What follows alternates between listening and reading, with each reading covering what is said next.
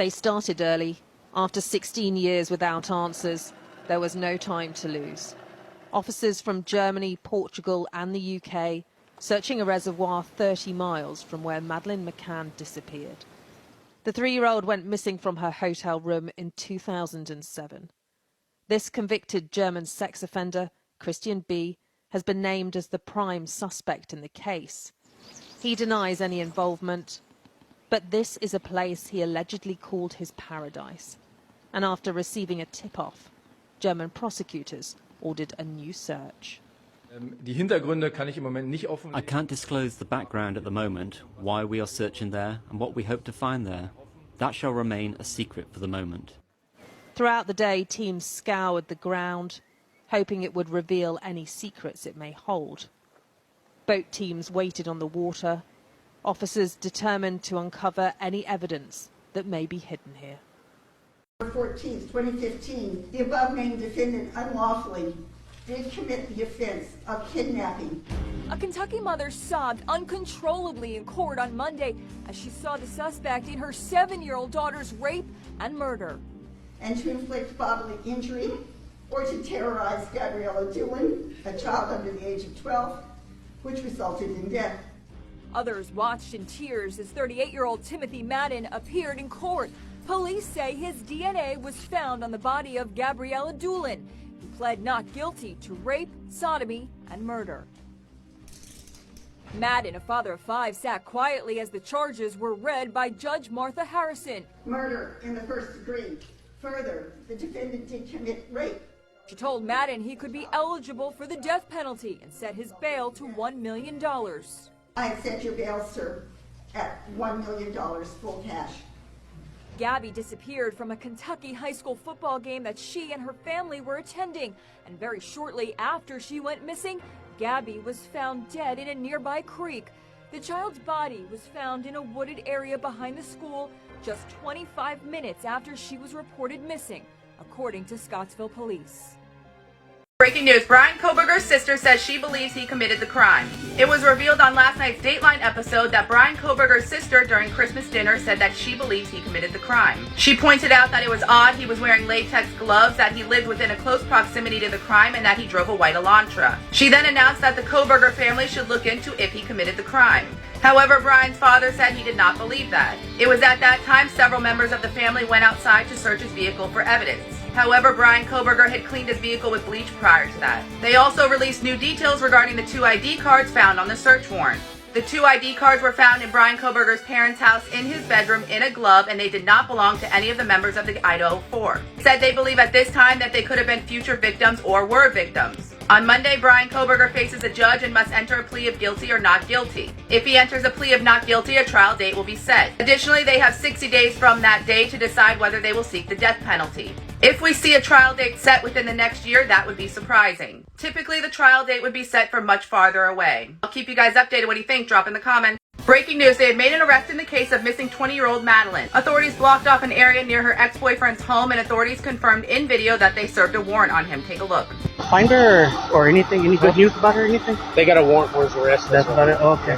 At this time, they have not disclosed what the warrant is for, but I'll keep you guys updated. What do you guys think? Drop in the comments. Breaking news, authorities could be seen leaving the new Madeleine McCann search site with brown bags. Authorities are searching a waterway and surrounding areas for Madeleine McCann. Recently, authorities have been spotted carrying bags away from the search area. Not just one, but multiple bags have been removed from the site. Authorities say the new search began based on a new tip they received. Here are some images from today's search. Take a look.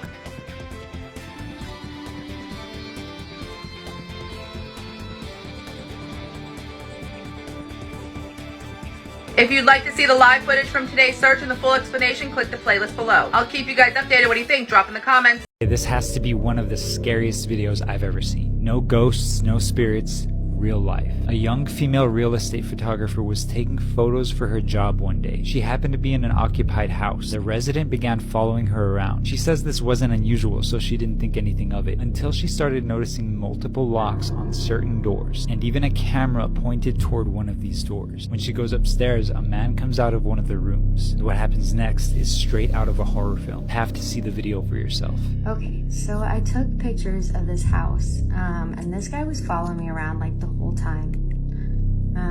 which isn't unusual, but he was a little bit strange, and there was like 6 people living in this house, and it's a hoarder house.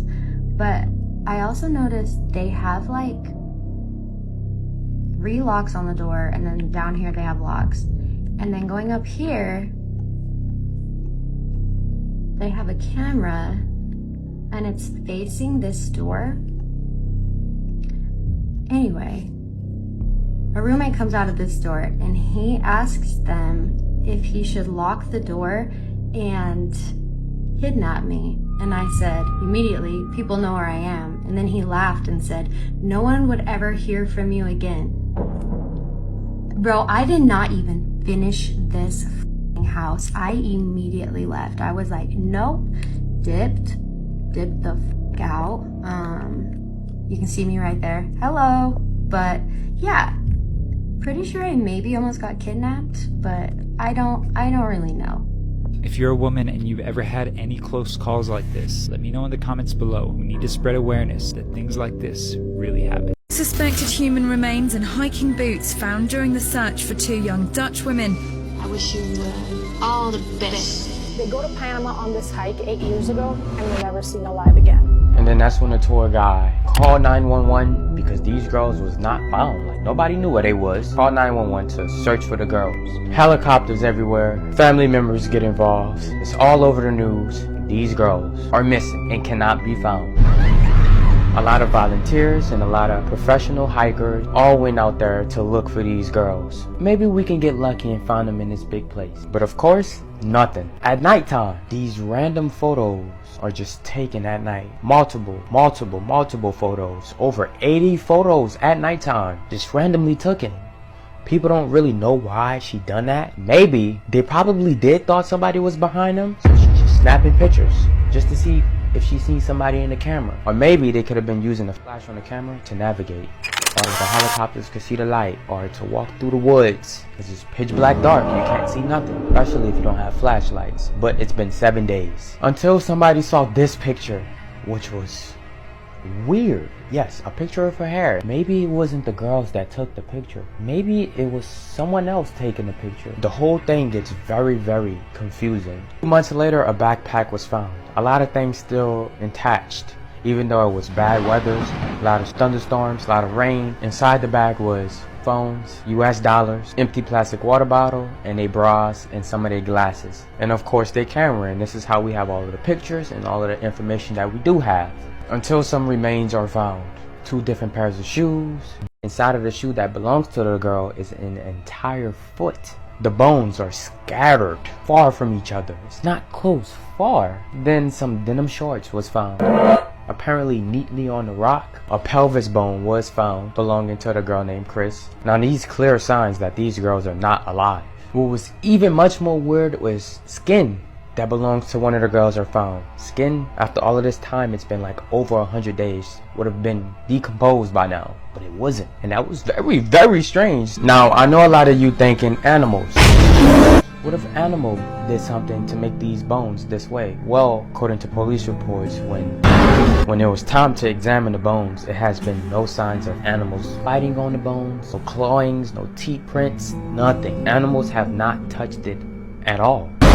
It's something that's throwing me so off about it that I can't quite put my finger on it, but it's something. And if they would have fell, it wasn't really no damage to the bones at all. And of course that had me thinking, no animals didn't fall, no damage to the bones. You see this picture right here that I showed y'all a little bit back? People said that it wasn't one of the girls that took the picture, it was a guy that took a picture of this girl, and her hands is tied behind her back. And if you look at her facial expression, she's really not happy. She's screaming in the inside. She want help. Yeah, people was getting a little bit too deep into these theories. I don't really think that's the case, but how strange this case been? Sure, you never know. Because, of course, it was another photo, her expression. But in this photo, it's kind of hard to tell because it's blurry.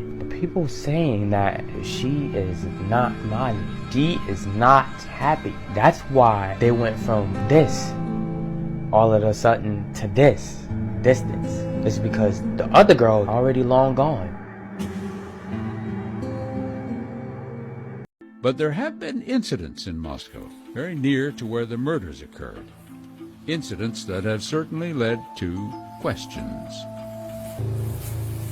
This is Moscow police body cam footage from March 2022, a full 8 months before the murders.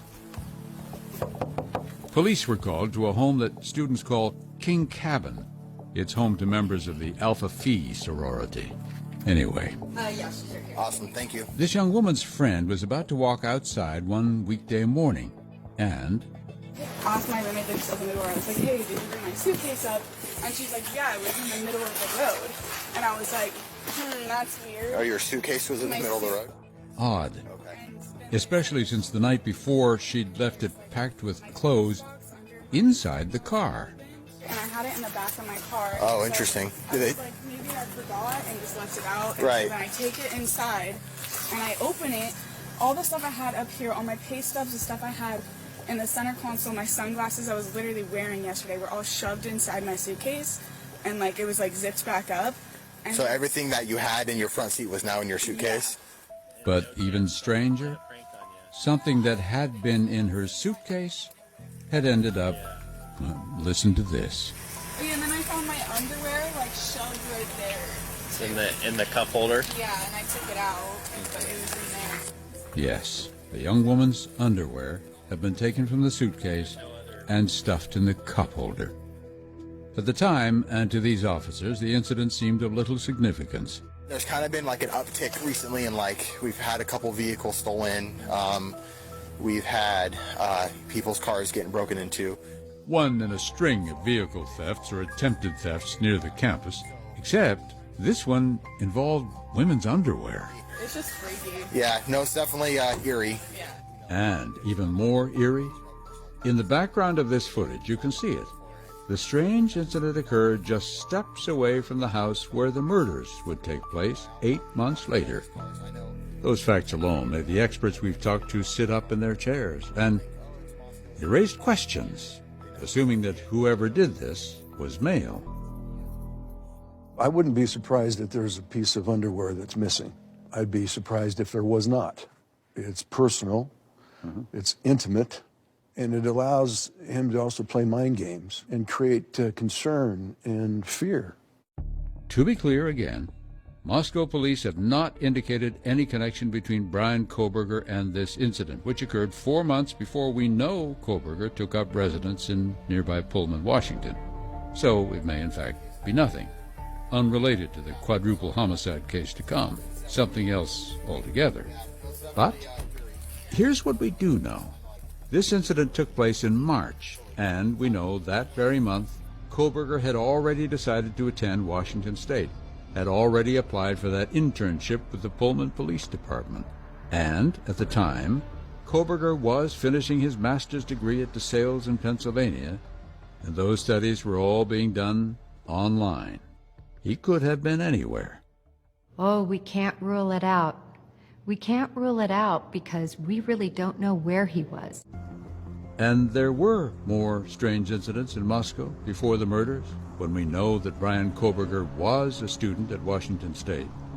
Hey ladies, how's it going? Leaving questions like who exactly attended these parties at the house on King Road. Female students complained that Kohberger made them uncomfortable. One accused him of following her to her car. But Dateline has learned new details of another incident that are disturbing. Our source says Kohberger had befriended a woman in his graduate criminology cohort. The woman had returned to her apartment one evening and found some things amiss. Items moved from where she'd left them. In the kitchen, in the bath. Quite bizarre. So what did she do? Well, our source tells us that since nothing had been taken, the woman did not call the police.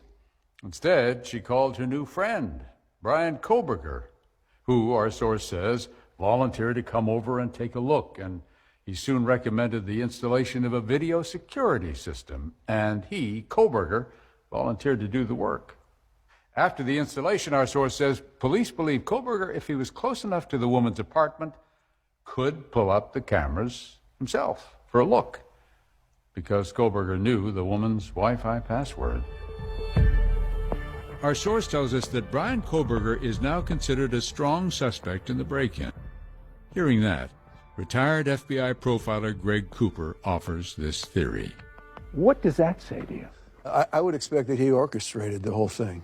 He was not looking upon her as a potential victim necessarily, that he orchestrated it so that she would come to him, and that he would be able to help her. And it is also another level of power and domination and control over another person. The hero kind of image that he can portray. You've got this problem, I'm here to solve the problem for you and make it better for you. Becomes a knight in shining armor. Absolutely. And if it was Bryan Kohberger, it was also, Cooper said, a way to raise the ante, a step in the progression.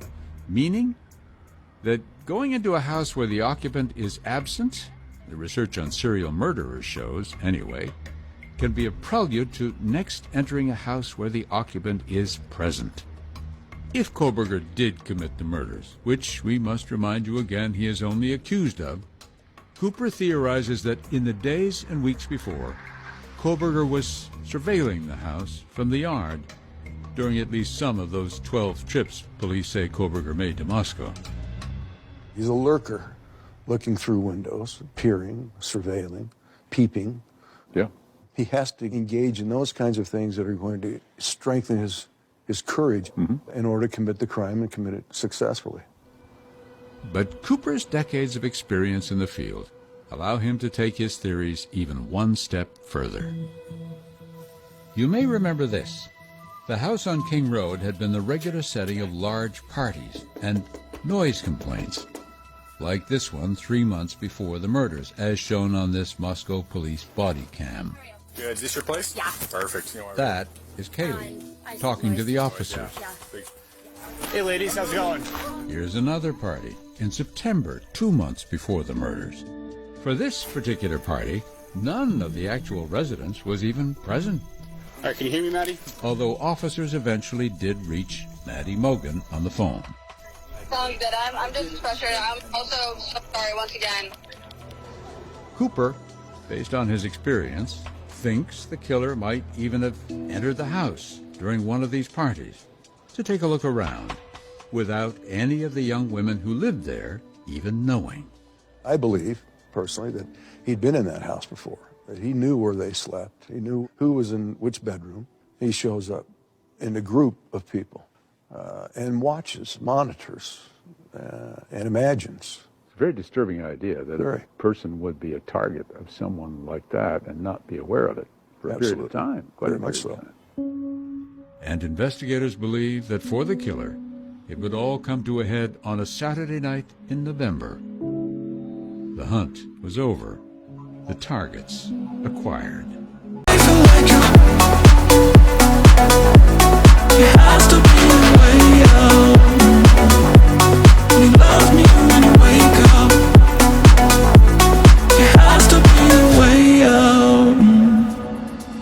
I feel like you're hostage, now your lover, hidden under covers. You only love me when you wake up. Is it me or am I not enough? Then you leave and I'm hollow. Some days I get so low, there has to be a way out. They say I'm lucky.